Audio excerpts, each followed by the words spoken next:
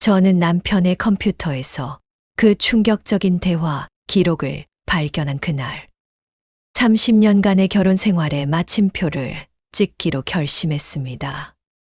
불과 며칠 전만 해도 병든 남편을 헌신적으로 간병하며 희망을 놓지 않았던 저로서는 도저히 상상할 수 없는 잔혹한 결정이었습니다. 대체 무엇이 저를 이토록 차갑게 만들었을까요? 안녕하세요. 제가 들려드릴 이야기는 저와 남편 정태호의 30년 결혼 생활에 관한 것입니다.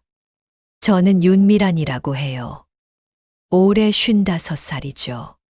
30년 동안 한 곳에서 수목원을 가꿔왔습니다. 매일 아침 6시에 일어나서 수목원으로 출근하는 게 저의 일상이었어요. 수목원 일이라고 하면 사람들은 단순한 일이라고 생각하죠. 하지만 전혀 그렇지 않습니다. 나무마다 성격이 다르거든요. 소나무는 건조한 땅을 좋아하고 단풍나무는 약간 습한 곳을 선호해요. 철쭉은 산성 토양에서 잘 자라고 동백나무는 겨울바람을 피해줘야 합니다. 저는 그런 것들을 몸으로 익혔어요. 손으로 흙을 만져보면 수분이 얼마나 있는지 알 수 있고, 나무잎 색깔만 봐도 영양분이 부족한지 판단할 수 있죠. 30년 동안 매일 같은 나무들을 돌보다 보니 그런 감각이 생겼습니다. 반면에 남편 정태호는 완전히 다른 세상에서 살았어요. 태호는 대학교 물리학과 교수였습니다. 그것도 아무나 하지 못하는 이론 물리학을 연구하는 사람이었죠. 집에서 태호를 보면 항상 복잡한 수식들로 가득한 논문을 읽고 있었어요. 칠판 같은 화이트보드를 거실 한쪽에 세워놓고 이해할 수 없는 공식들을 끝없이 적어내렸습니다. 가끔 밤늦게까지 혼자 뭔가를 중얼거리면서 계산하는 모습을 보곤 했어요. 처음에는 존경스러웠어요. 저와는 완전히 다른 머리를 가진 사람이라고 생각했거든요. 제가 흙을 만지고 있을 때 태호는 우주의 비밀을 파헤치고 있다고 여겼습니다. 하지만 시간이 지날수록 뭔가 이상했어요. 태호는 제 일에 대해서는 전혀 관심을 보이지 않았거든요. 저녁 식사 때 오늘 수목원에서 어땠어? 라고 물어보면 응, 그래로 끝이었어요. 더 이상 질문하지 않았습니다. 마치 제가 하는 일은 대화할 가치도 없다는 식으로 행동했죠. 한 번은 제가 정말 기뻤던 일이 있었어요. 5년 동안 꽃이 피지 않던 희귀한 야생화가 드디어 꽃을 피웠거든요. 전국에서 몇 그루밖에 없는 귀한 나무였어요. 저는 신이 나서 태호에게 말했습니다. 여보, 오늘 정말 신기한 일이 있었어. 그 보리수나무 말이야. 5년 동안 꽃도 안 피고 잎만 무성했는데 오늘 꽃봉오리가 터졌어. 정말 예뻤어. 태호는 고개도 들지 않고 대답했어요. 아, 그래. 좋겠네. 그게 전부였습니다. 제가 5년 동안 정성스럽게 돌본 나무의 첫 꽃이었는데 태호에게는 그저 하찮은 일상 이야기에 불과했던 거죠. 더 상처가 된 건 태호의 표현 방식이었어요. 가끔 지인들과 만날 때 태호는 저를 이렇게 소개했습니다. 우리 집사람은 흙과 교감하는 사람이야. 처음에는 좋은 뜻으로 하는 말이라고 생각했어요. 하지만 점점 그 말 속에 숨은 의미를 알게 됐습니다. 태호의 눈빛과 말투에서 느껴지는 건 존중이 아니었어요. 오히려 은근한 무시였죠. 나는 복잡한 이론을 연구하고 당신은 단순하게 흙이나 만지고 있다는 식이었습니다. 제가 하는 일을 지적인 활동이라고 인정하지 않았어요. 태호는 자주 이런 말을 했습니다. 내 연구는 인류의 미래를 바꿀 수 있는 일이야. 물리학의 새로운 법칙을 발견하면 과학 발전에 기여하는 거지. 그럴 때마다 저는 작아졌어요. 제가 하는 일은 인류에게 도움이 되지 않는 일인가? 나무를 키우고 사람들에게 아름다운 자연을 보여주는 게 가치 없는 일인가? 이런 생각들이 점점 쌓여갔습니다. 태호의 연구실에는 항상 젊은 대학원생들이 드나들었어요. 20대 후반, 30대 초반의 총명한 학생들이었죠. 그들은 태호와 같은 언어로 이야기했습니다. 복잡한 수식을 주고받고 논문 내용을 토론하고 학회 발표 준비를 함께 했어요.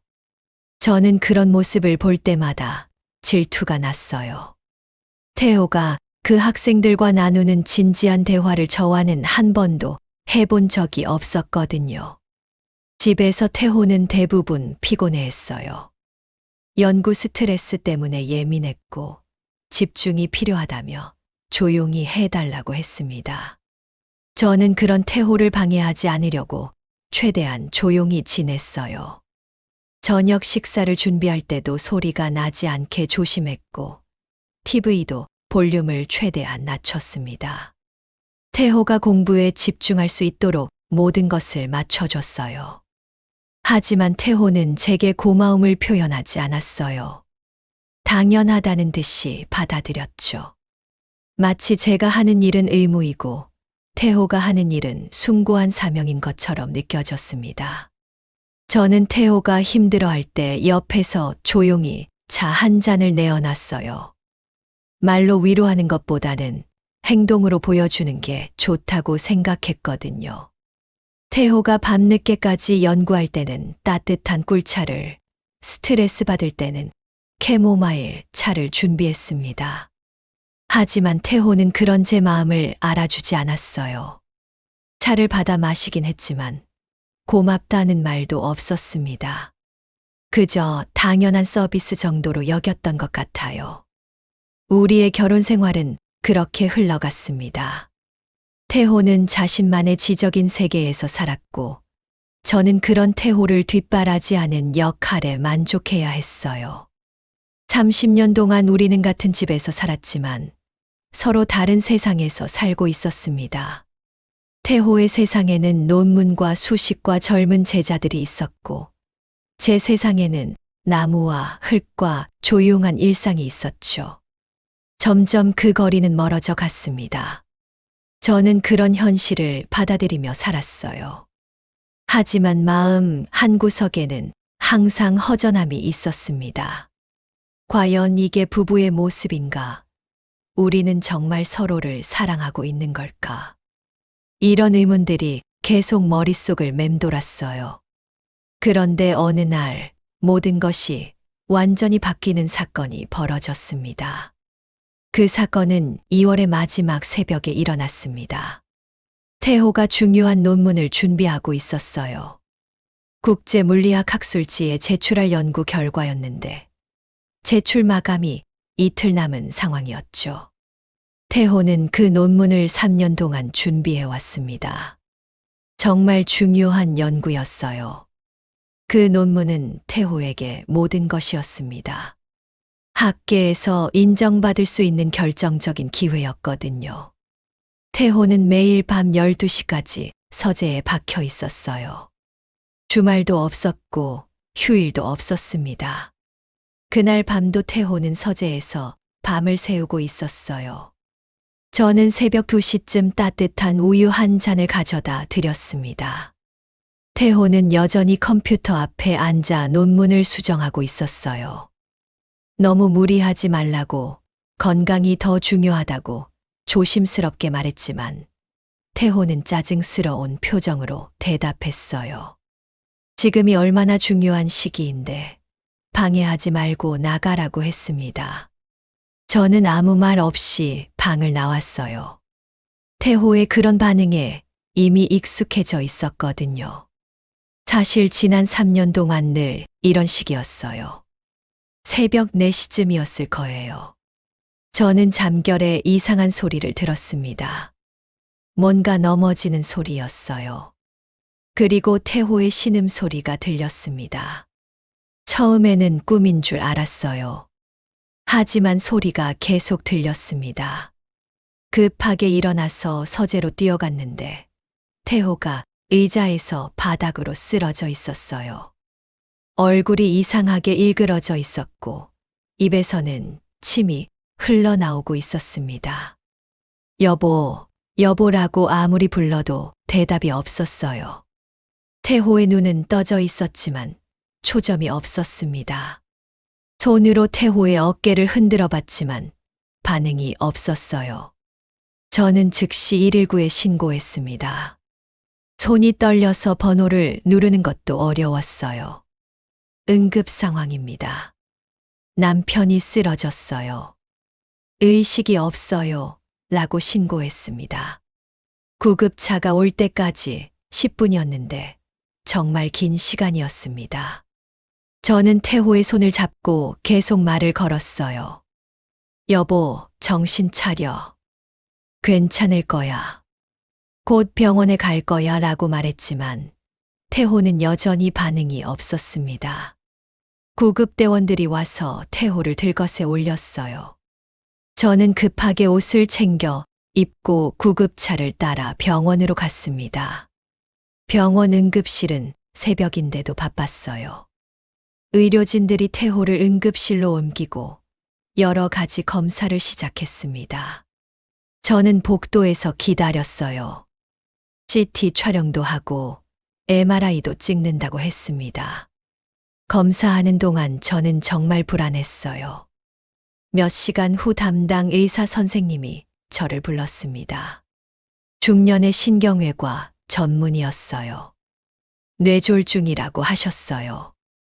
뇌혈관이 막혀서 뇌세포가 손상됐다고 했습니다.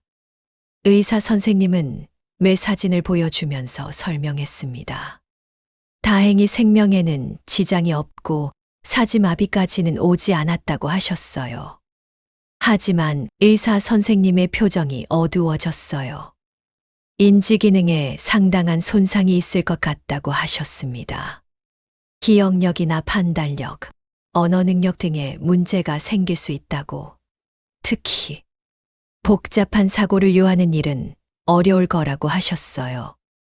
그 말을 듣는 순간 정말 하늘이 무너지는 것 같았습니다. 복잡한 사고요? 그럼 태호의 연구는 어떻게 되는 거죠? 태호는 일주일 동안 중환자실에 있었어요. 저는 매일 병원에서 지냈습니다.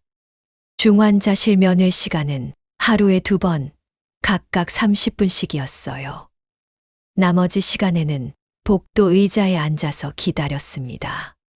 병원 복도는 정말 춥고 딱딱했어요. 하지만 집에 돌아갈 생각은 없었습니다. 태호 곁에 있어야 한다는 생각만 했어요.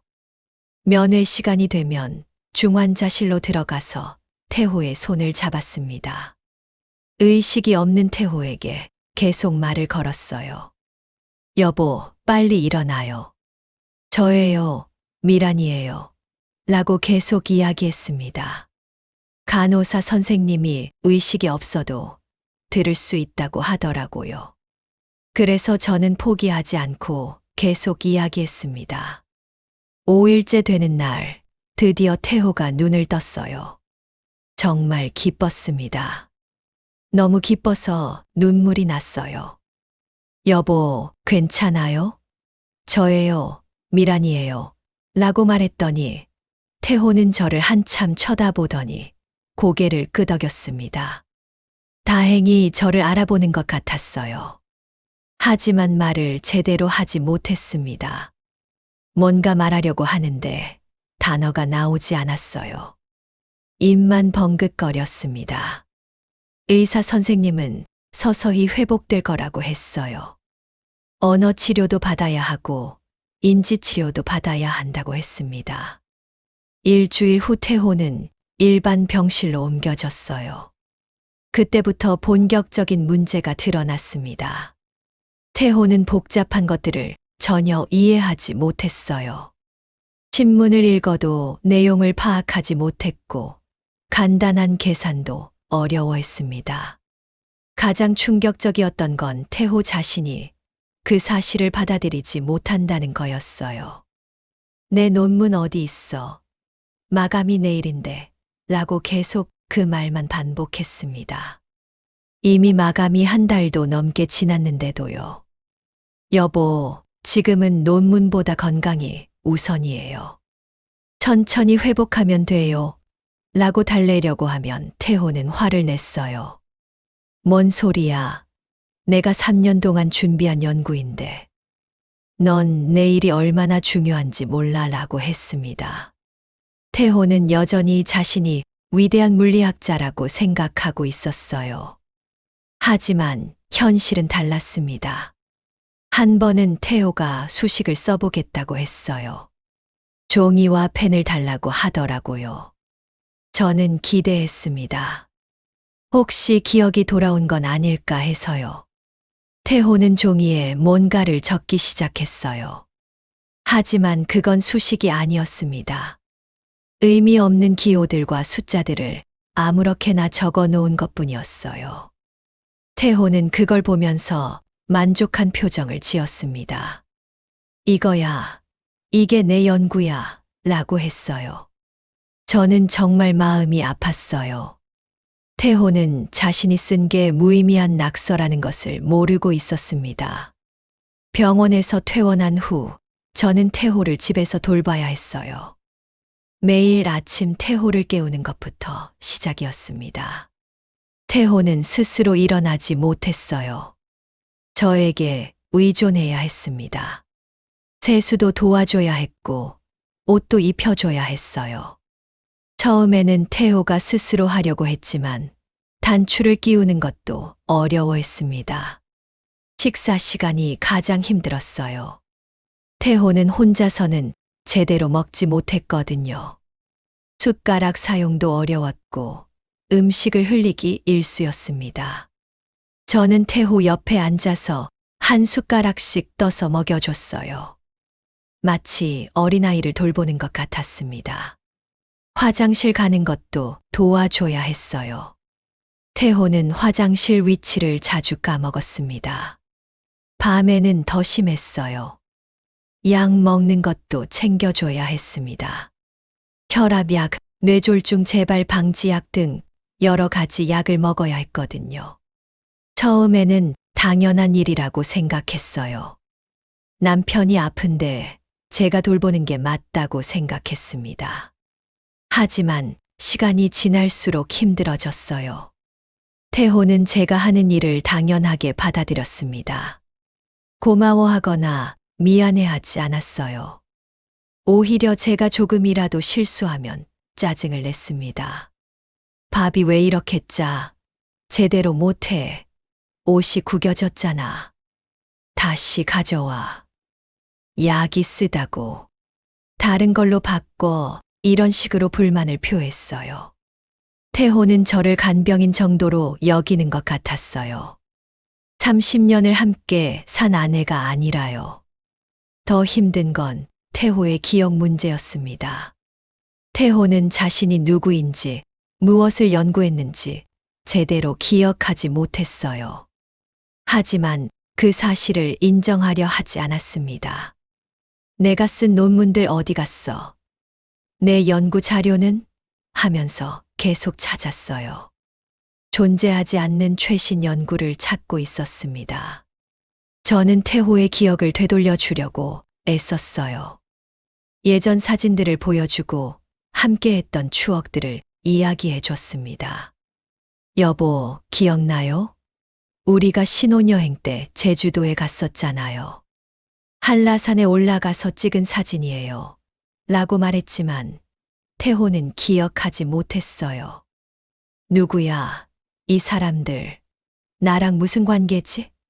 라고 물었습니다. 그런 태호를 보면서 저는 정말 절망스러웠어요. 30년 동안 함께 살았는데 태호는 저와의 추억을 하나도 기억하지 못했어요. 결혼식 날 첫 아이를 가졌을 때 함께 여행했던 기억들.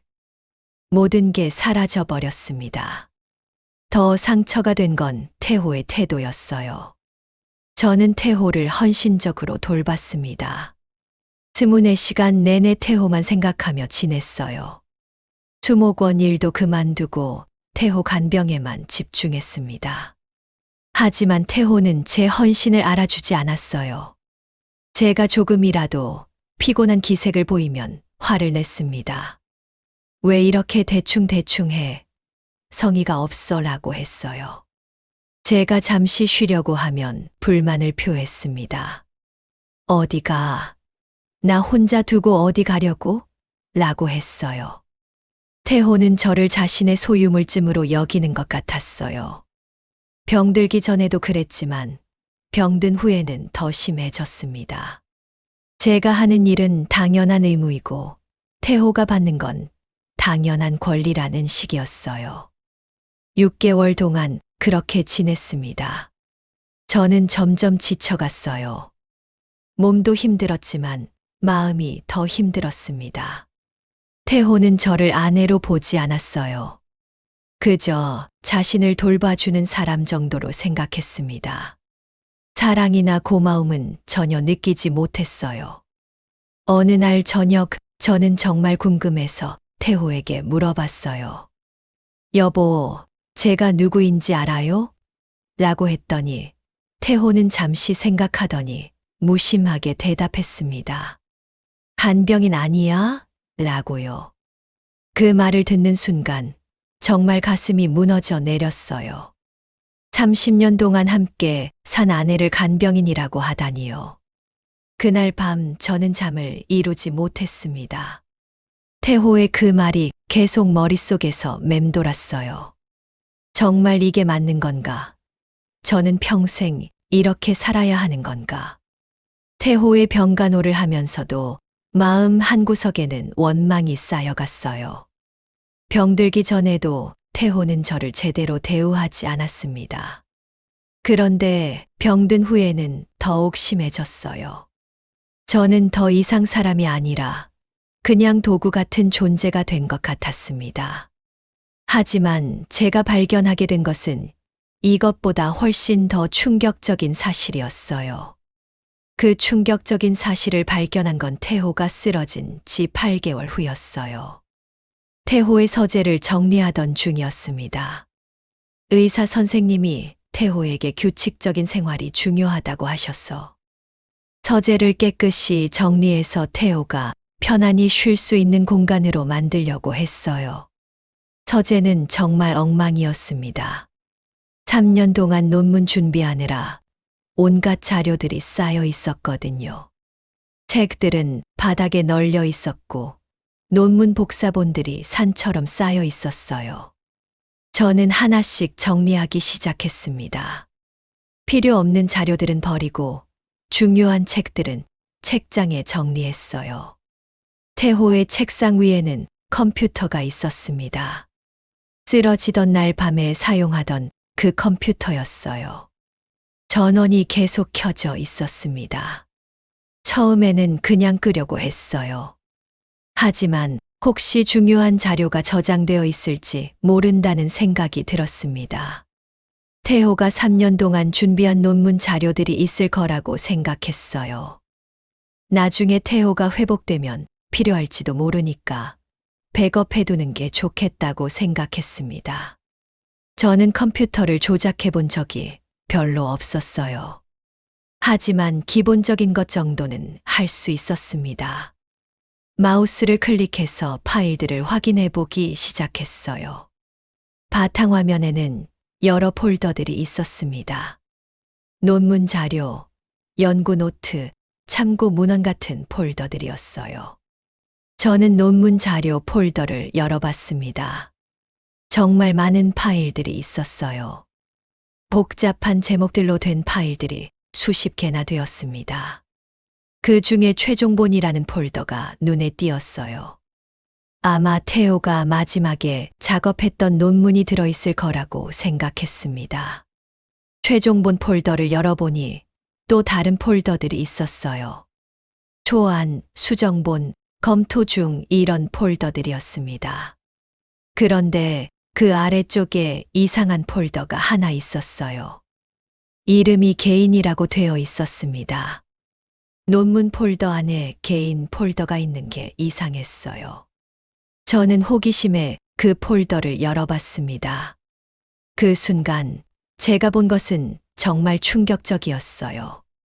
폴더 안에는 메신저 대화 기록들이 들어 있었습니다. 태호와 누군가의 대화 기록이었어요. 대화 상대방의 이름을 보는 순간 깜짝 놀랐습니다. 한수아라고 되어 있었거든요. 한수아는 태호의 대학원생이었어요. 물리학과 석사과정 학생으로 태호의 연구를 도와주는 학생이었습니다. 저는 수아를 몇 번 본 적이 있었어요. 태호의 연구실에 갔을 때 만났었죠. 26살 정도의 똑똑해 보이는 여학생이었습니다. 처음에는 그냥 업무 관련 대화인 줄 알았어요. 연구에 대한 이야기들이겠거니 생각했습니다. 하지만 대화 내용을 읽어보니 전혀 다른 이야기였어요. 태호는 수아에게 자신의 모든 것을 털어놓고 있었습니다. 연구에 대한 스트레스, 교수 생활의 고민, 그리고 저에 대한 이야기까지요. 가장 충격적이었던 건 태호가 저에 대해 한 말들이었어요. 집에서는 정말 답답하다고, 미라는 내 연구를 전혀 이해하지 못한다고 했어요. 내가 얼마나 중요한 일을 하는지 모르고 있다는 거예요. 미란과는 대화가 안 된다고도 했습니다.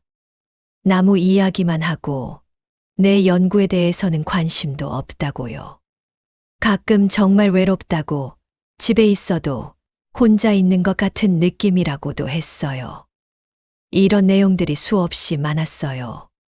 수아는 태호의 이런 말들에 공감하며 위로해주고 있었습니다. 교수님, 정말 힘드시겠다고. 그렇게 중요한 연구를 하시는데 이해해주는 사람이 없다니 안타깝다고요. 교수님의 연구는 정말 대단하다고, 저는 교수님을 존경한다고도 했습니다. 교수님께서 저에게 연구 이야기를 해주실 때가 가장 행복하다고도 했어요. 저는 계속 읽어 내려갔어요. 대화 기록이 정말 많았습니다. 거의 매일 주고받은 것 같았어요. 시간이 지날수록 대화 내용은 더욱 깊어졌습니다. 태호는 수아에게 자신의 철학적 고민, 인생관, 꿈과 좌절에 대해 이야기했어요. 저에게는 한 번도 말하지 않았던 깊은 이야기들이었습니다. 수아도 태호에게 자신의 고민들을 털어놓았어요. 연구에 대한 열정, 미래에 대한 불안, 가족 이야기까지요. 둘은 마치 오래된 친구처럼, 아니 그보다 더 깊은 관계처럼 모든 것을 공유하고 있었어요. 특히 충격적이었던 대화가 있었습니다.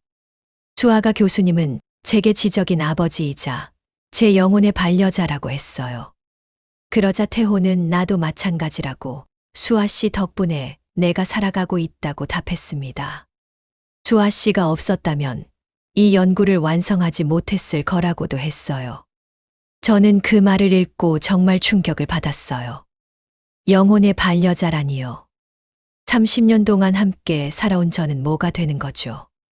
더 읽어보니 더욱 놀라운 내용들이 있었어요. 태호는 수아에게 자신의 연구 결과를 가장 먼저 보여줬습니다. 중요한 발견이 있을 때마다 수아에게 먼저 알렸어요. 수아 씨, 드디어 해냈어. 3년 동안 찾던 공식을 찾았어. 라고 기뻐하면서요. 수아는 정말요. 축하드려요. 교수님 정말 대단하세요. 라고 답했습니다.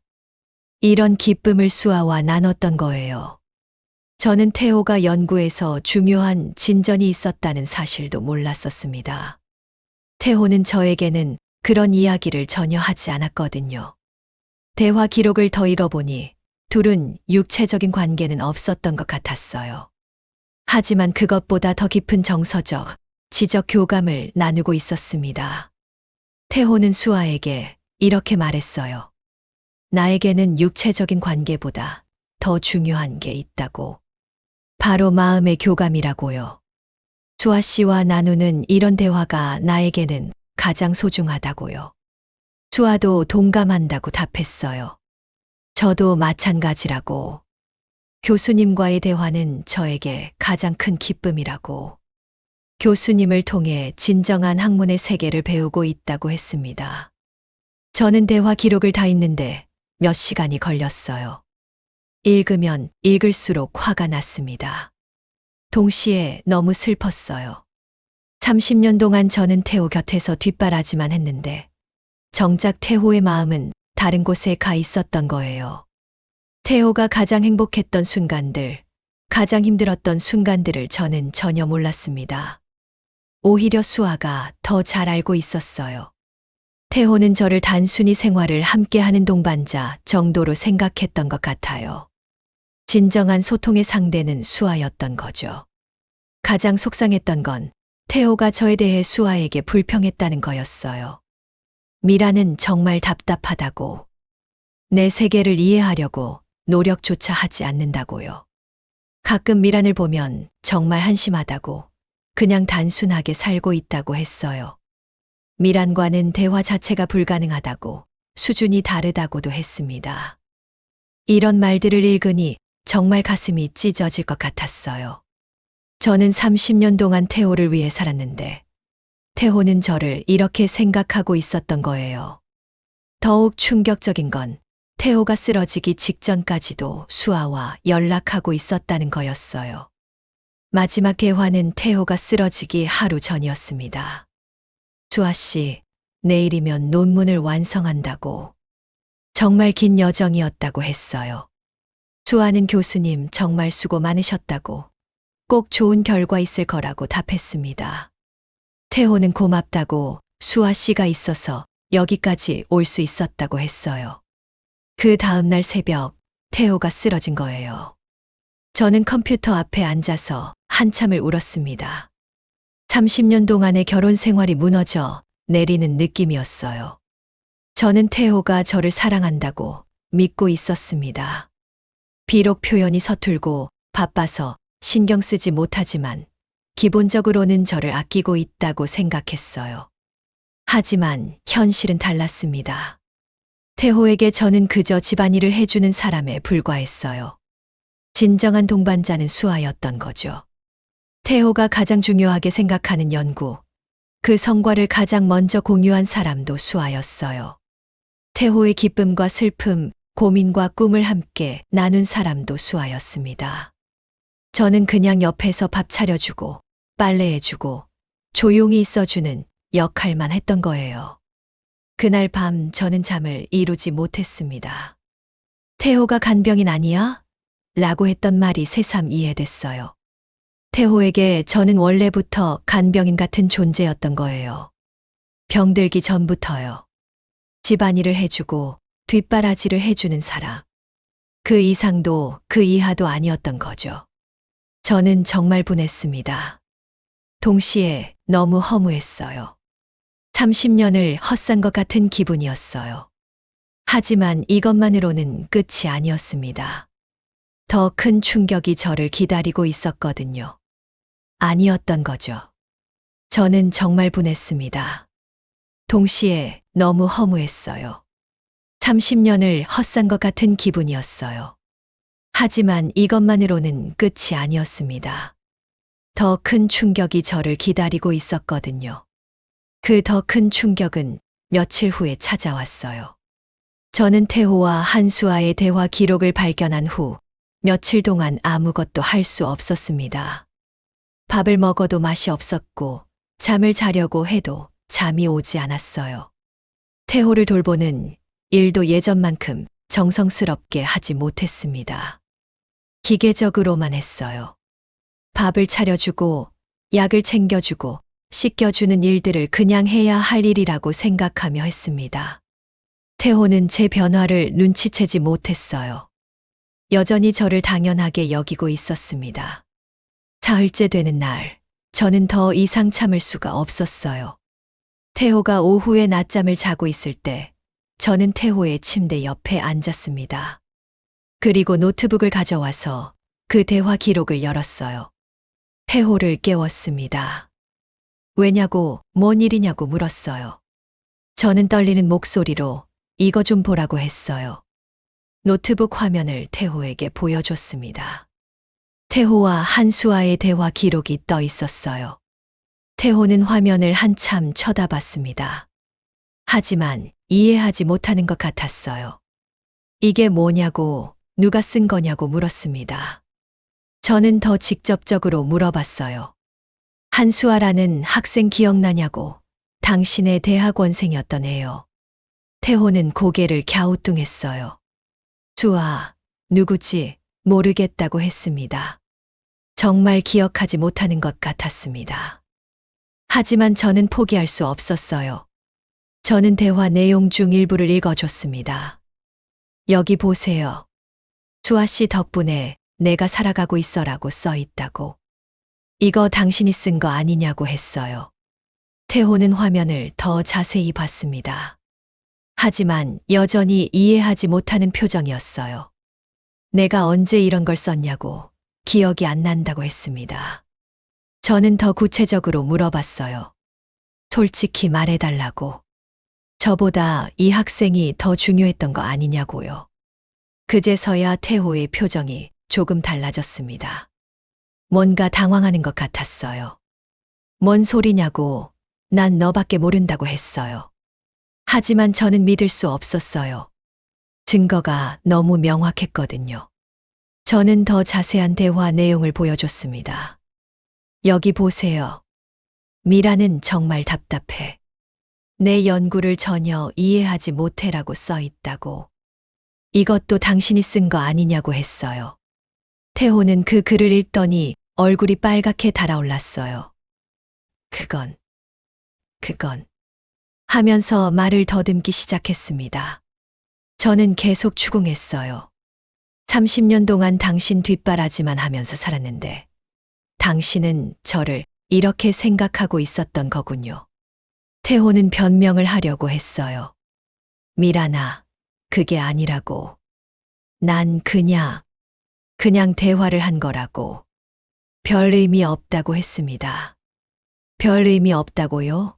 3년 동안 매일 주고받은 대화가 별 의미 없다고요? 저는 정말 화가 났습니다. 별 의미 없냐고. 그럼 저와 나눈 대화는 뭐냐고. 우리는 언제 이런 깊은 이야기를 해본 적이 있냐고 했어요. 태호는 대답하지 못했어요. 저는 더 추궁했습니다. 당신에게 저는 뭐냐고. 그냥 밥 해주고 빨래해주는 사람이냐고. 아니면 지금처럼 간병해주는 사람이냐고요? 태호는 혼란스러운 표정을 지었어요. 아니라고, 넌 내 아내라고 했습니다. 아내라고요? 정말요? 그럼 왜 저한테는 연구 이야기를 한 번도 안 해줬냐고? 왜 중요한 발견을 했을 때 저한테 먼저 말하지 않았냐고 물었어요. 태호는 점점 더 당황했습니다. 그건 넌 이해하지 못할 것 같아서 라고 했어요. 그 말을 듣는 순간 저는 정말 기가 막혔어요. 이해하지 못할 것 같아서요? 그럼 제가 바보예요? 30년 동안 당신 곁에서 살면서 당신이 뭘 하는지 모를 거라고 생각했어요. 태호는 말문이 막혔습니다. 저는 계속해서 쏟아냈어요. 저도 학교는 나왔다고. 저도 생각할 줄 안다고. 그런데 왜 저를 그렇게 무시했냐고요. 태호는 고개를 숙이며 미안하다고 했어요. 하지만 저는 그 사과를 받아들일 수 없었어요.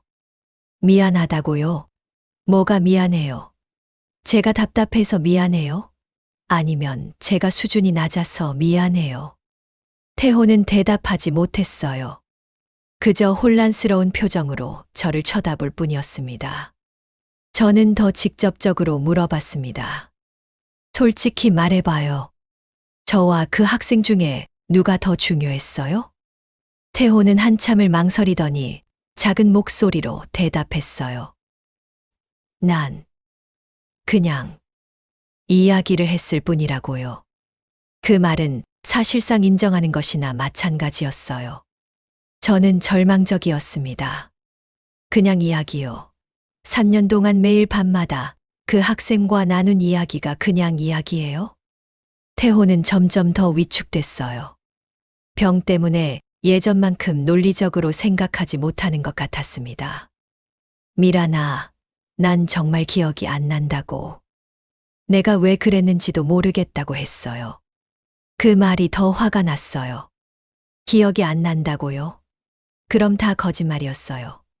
그 학생에게 한 말들이 모두 거짓말이었다고요. 태호는 머리를 감싸쥐었습니다. 아니라고. 그때는 정말 그렇게 생각했던 것 같다고 했어요. 결국 인정한 거예요.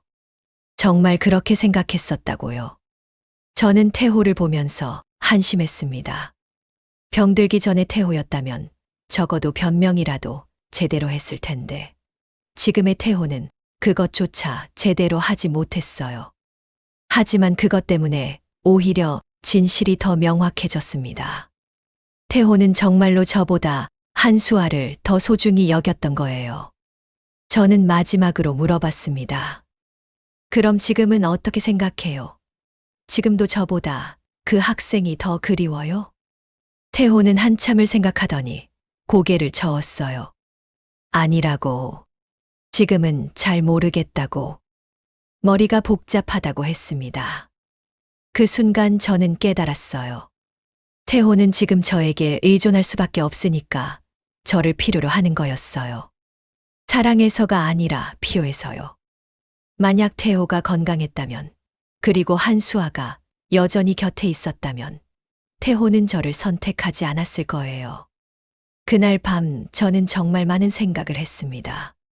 30년 동안의 결혼 생활이 무엇이었는지 돌이켜봤어요. 저는 태호를 사랑했습니다. 진심으로 사랑했어요. 태호가 연구에 몰두할 때 방해하지 않으려고 조용히 있었고, 태호가 스트레스 받을 때 위로해 주려고 했어요. 태호의 성공을 진심으로 기뻐했고, 태호의 실패를 함께 아파했습니다. 하지만 태호는 그런 제 마음을 모르고 있었어요. 아니, 알려고 하지 않았던 거죠. 태호에게 저는 그냥 편리한 존재였을 뿐이에요. 집안일을 해주고 뒷바라지를 해주는 사람 말이에요. 진짜 소통하고 싶은 상대는 따로 있었던 거죠. 저는 그날 밤 결심했습니다. 더 이상 이렇게 살 수는 없다고요. 태호가 저를 사랑하지 않는다면 저도 더 이상 태호를 위해 희생할 필요가 없다고 생각했어요. 물론 태호는 지금 제 도움이 필요한 상태입니다. 혼자서는 살아갈 수 없어요. 하지만 그것이 제가 평생 희생해야 할 이유는 아니라고 생각했습니다. 저에게도 제 인생이 있어요. 저만의 행복을 찾을 권리가 있다고 생각했어요. 다음 날 아침 저는 태호에게 우리 이혼하자고 말했습니다. 태호는 깜짝 놀라며 뭐라고? 이혼이라고 했어요. 네, 이혼이요. 더 이상 함께 살 수 없어요. 라고 했습니다. 태호는 당황했습니다. 왜 갑자기? 라고 물었어요. 저는 차분하게 대답했어요. 갑자기가 아니라고. 30년 동안 계속 쌓여온 일이라고요. 태호는 이해하지 못하겠다는 표정이었어요. 내가 아픈데 나를 버리고 가려고? 라고 했습니다. 그 말을 듣고 저는 씁쓸했습니다. 지금까지도 태호는 자신이 잘못한 것이 무엇인지 모르고 있었어요. 그저 자신이 아프니까 당연히 돌봐줘야 한다고 생각하고 있었습니다. 하지만 저는 더 이상 그런 태호에게 매여 살고 싶지 않았어요. 저는 결심을 굳혔습니다. 이제 정말 끝낼 때가 왔다고 생각했어요. 저는 정말로 이혼을 진행했습니다. 태호가 이해하지 못하겠다고, 자신이 아픈데 어떻게 버릴 수 있냐고 계속 말했지만 저는 마음을 바꾸지 않았어요. 먼저 우리 아들 현수와 딸 민정을 불렀습니다. 둘 다 서울에서 직장 생활을 하고 있었거든요.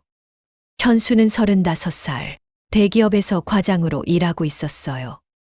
민정은 32살, 중학교 교사였습니다. 두 아이 모두 결혼해서 각자 가정을 꾸리고 있었어요. 아이들을 집으로 불러서 솔직하게 모든 상황을 설명했습니다. 아버지의 병 상태, 제가 8개월 동안 간병한 것, 그리고 컴퓨터에서 발견한 대화, 기록까지 모든 것을 말했어요. 처음에 아이들은 믿지 못했습니다. 아버지가 그런 분이 아니라고, 평생 가족만 생각하며 사셨다고 했어요. 저는 직접 컴퓨터를 보여줬어요. 태호와 한수아의 대화 기록을 아이들에게 보여줬습니다. 아이들은 그 내용을 읽고 충격을 받았어요. 특히 태호가 저에 대해 답답하다고, 수준이 다르다고 말한 부분을 보고는 할 말을 잃었습니다. 현수는 한숨을 쉬며 정말 몰랐다고, 아빠가 그런 생각을 하고 계셨다니 충격이라고 했어요. 민정은 눈물을 흘리며 정말 죄송하다고, 엄마가 얼마나 힘드셨을지 몰랐다고 했습니다. 하지만 동시에 아이들은 걱정했어요. 아빠가 지금 상태가 이런데 어떻게 혼자 두고 가냐고 물었습니다. 저는 단호하게 대답했어요. 그건 너희가 해결해야 할 문제라고. 나는 30년 동안 충분히 했다고요. 아이들은 당황했어요.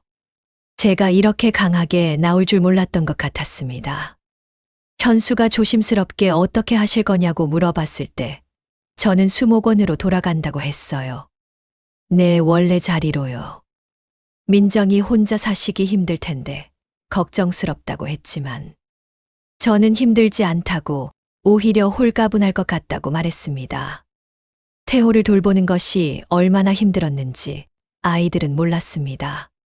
육체적으로도 정신적으로도 정말 지쳐 있었거든요. 결국 아이들은 아버지를 돌보기로 했어요. 현수는 태호를 자기 집으로 모셔가겠다고 했고, 민정은 주말마다 와서 도와주겠다고 했습니다. 이혼 절차는 생각보다 간단했어요. 태호의 상태 때문에 복잡할 줄 알았는데 의사소견서와 함께 진행하니까 큰 문제가 없었습니다. 재산 분할도 크게 다투지 않았어요. 집은 태호가, 저는 제 명의로 되어 있던 적금과 수목원 퇴직금 정도만 가져갔습니다. 많은 돈은 아니었지만 혼자 살기에는 충분했어요. 가장 힘들었던 건 마지막 날이었습니다. 30년 동안 살던 집을 떠나는 것은 쉽지 않았어요. 짐을 정리하면서 옛날 추억들이 많이 떠올랐습니다. 아이들이 어렸을 때 찍은 사진들, 가족 여행 갔을 때 산 기념품들, 결혼 초기에 함께 골랐던 가구들. 그런 것들을 보니까 가슴이 아팠어요. 한때는 정말 행복했던 시절도 있었거든요. 하지만 저는 흔들리지 않았습니다. 태호는 제가 짐을 싸는 것을 멍하니 바라만 보고 있었어요. 저는 마지막으로 태호에게 말했어요. 당신은 30년 동안 저를 한 번도 진짜 아내로 대해준 적이 없어요. 그냥 편리한 도구로만 생각했죠. 당신의 세상에서 저는 한 번도 주인공이었던 적이 없었어요. 항상 배경이었죠. 이제 저는 제 인생의 주인공이 되려고 해요. 태호는 아무 말도 못했어요. 그렇게 말하고 집을 나왔습니다. 수목원에 도착했을 때는 저녁 때였습니다. 8개월 만에 다시 온 수목원은 많이 달라져 있었어요. 제가 없는 동안 다른 직원들이 관리했지만 역시 예전만 못했습니다. 하지만 저는 전혀 속상하지 않았어요. 오히려 기뻤습니다. 내가 할 일이 있구나. 다음 날부터 저는 다시 수목원에서 일하기 시작했어요. 처음 며칠은 몸이 많이 힘들었습니다. 8개월 동안 태호 간병만 하느라 체력이 많이 떨어져 있었거든요. 하지만 일주일 정도 지나니까 예전 감각이 돌아왔어요. 흙을 만지는 느낌, 나무를 다듬는 기술, 꽃들과 교감하는 능력. 모든 것이 그대로 남아 있었습니다. 무엇보다 좋았던 건 마음의 평화였어요. 태호를 돌볼 때는 항상 긴장하고 있어야 했어요. 언제 뭔 일이 생길지 모르니까요. 하지만 지금은 그런 스트레스가 전혀 없었습니다. 제가 하고 싶은 일을 하고 제가 원하는 대로 시간을 쓸 수 있었어요. 한 달 정도 지났을 때 현수가 전화를 걸어왔어요. 엄마, 잘 지내세요? 응, 잘 지내고 있어. 아빠는? 엄마 생각을 많이 해요. 계속 엄마 이야기만 해요. 저는 별로 관심이 없었어요. 그래, 그런데 왜 전화했어? 엄마가 그리워서요. 한번 뵈러 가도 될까요? 응, 좋아. 언제든 와. 현수는 주말에 아이와 함께 수목원을 찾아왔어요. 오랜만에 본 손자, 손녀가 정말 많이 컸더라고요. 할머니, 할머니. 아이들이 달려와서 안겼습니다. 저는 정말 기뻤어요. 현수는 제 모습을 보고 놀랐어요. 엄마, 많이 밝아지셨네요. 표정이 완전히 달라졌어요. 정말 그랬어요. 거울을 봐도 예전과 다른 제 모습이 보였습니다. 8개월 동안 태호를 돌보느라 늘 지쳐 있고 우울해 보였는데 지금은 활기가 넘쳤어요. 그래? 나도 그런 것 같아. 정말 오랜만에 편안해. 현수가 조심스럽게 물어봤어요. 엄마, 후회 안 하세요? 아빠랑 헤어진 거. 저는 단호하게 대답했습니다. 전혀 후회 안 해. 오히려 왜 진작 이렇게 하지 않았나 싶어. 정말이에요? 정말이야. 나는 이제 내 인생을 살고 있어. 현수는 안심하는 것 같았어요. 그럼 다행이에요. 엄마가 행복하시는 게 가장 중요해요. 그날 저녁 아이들과 함께 수목원을 산책했어요. 손자, 손녀들에게 여러 나무들과 꽃들을 설명해 줬습니다. 아이들이 정말 신기해했어요. 현수도 감탄했습니다. 엄마, 정말 대단하세요. 이런 걸 다 아시다니. 저는 자랑스러웠어요. 30년 동안 쌓아온 제 전문성을 인정받는 기분이었습니다. 태호는 한 번도 이런 식으로 저를 인정해 준 적이 없었거든요. 그날 밤, 저는 오랜만에 정말 편안하게 잠들었어요. 다음 달에는 민정이도 가족과 함께 왔습니다. 민정은 저를 보자마자 눈물을 흘렸어요. 엄마, 정말 죄송해요. 엄마 고생하시는 걸 모르고 있었어요. 괜찮아. 다 지난 일이야. 엄마가 이렇게 행복해 보이시는 건 처음 봐요. 정말 그랬어요. 저는 50년 넘게 살면서 지금이 가장 행복했습니다. 누군가를 위해 희생하는 것이 아니라 제 자신을 위해 사는 것이 이렇게 기쁜 줄 몰랐어요. 수목원에서의 생활은 정말 평화로웠습니다. 아침에 일어나면 새들이 지저귀는 소리가 들렸고 하루 종일 푸른 나무들 사이에서 일할 수 있었어요. 동료들과의 관계도 좋았습니다. 서로 존중하고 배려하는 관계였어요. 태호와의 관계에서는 느낄 수 없었던 것들이었습니다. 6개월 후, 저는 수목원에서 새로운 프로젝트를 맡게 됐어요. 희귀식물 보존 프로젝트였습니다. 멸종 위기에 있는 야생화들을 보호하고 번식시키는 일이었어요. 정말 중요하고 의미 있는 일이었습니다. 저는 그 일에 완전히 몰입했어요. 전국 각지에서 희귀한 씨앗들을 구해와서 키우고 연구하고 기록하는 일을 했습니다. 그런 저의 모습을 보고 원장님이 말씀하셨어요. 미란 씨는 정말 타고난 원예가예요. 이런 일이야말로 미란 씨의 천직이에요. 저는 정말 기뻤습니다. 50년 넘게 살면서 제 일을 이렇게 인정받은 적이 처음이었어요. 태호는 평생 제 일을 단순한 일이라고 치부했지만 사실은 전문성이 필요한 중요한 일이었습니다. 1년이 지난 지금 저는 완전히 새로운 사람이 된 것 같아요. 더 이상 누군가의 그림자가 아니라 제 인생의 주인공으로 살고 있습니다. 가끔 태호 생각이 나기도 해요. 하지만 전혀 후회하지 않습니다. 저는 제 선택이 옳았다고 확신해요. 숲으로 돌아온 저는 드디어 진짜 제 자신을 찾았습니다.